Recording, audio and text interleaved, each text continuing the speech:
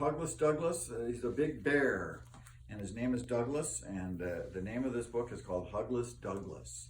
So I guess Douglas, the bear, doesn't get too much in the way of hugs, so we're going to work that out.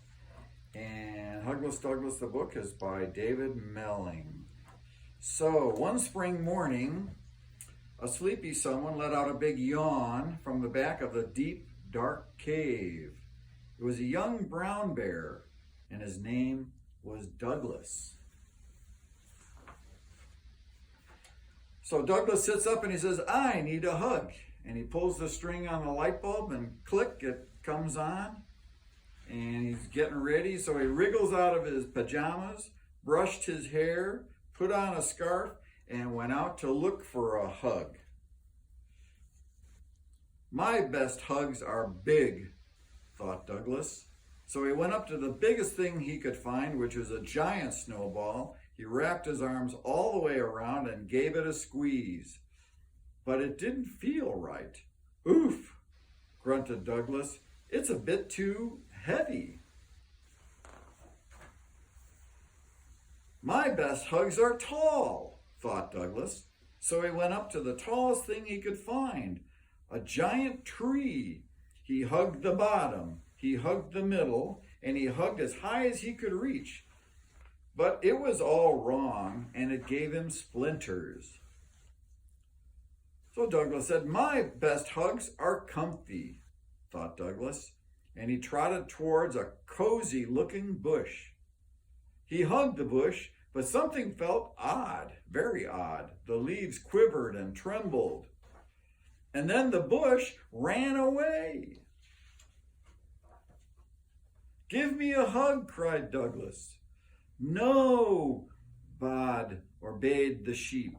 "We're too busy." The bush was full of sheep. So Douglas scooped up armsful of sheep anyway and tried to cuddle them gently, but they kicked and squirmed and didn't like it at all. Poor Douglas. "Why can't I find a hug?" he said.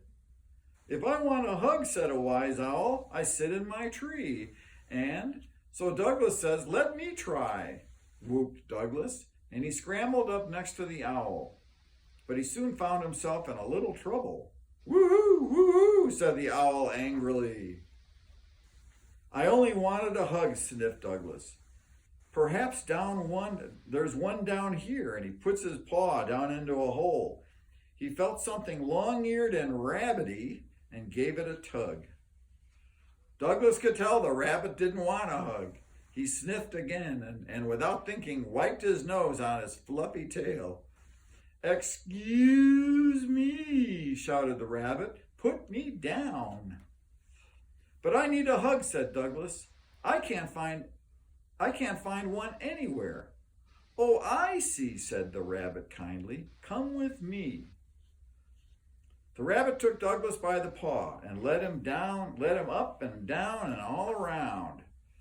At last they came to a deep, dark cave where a sleepy someone was just waking up. "Yawn," they could hear coming from the cave. Douglas peeped inside. He had the funniest feeling that he knew the someone very well.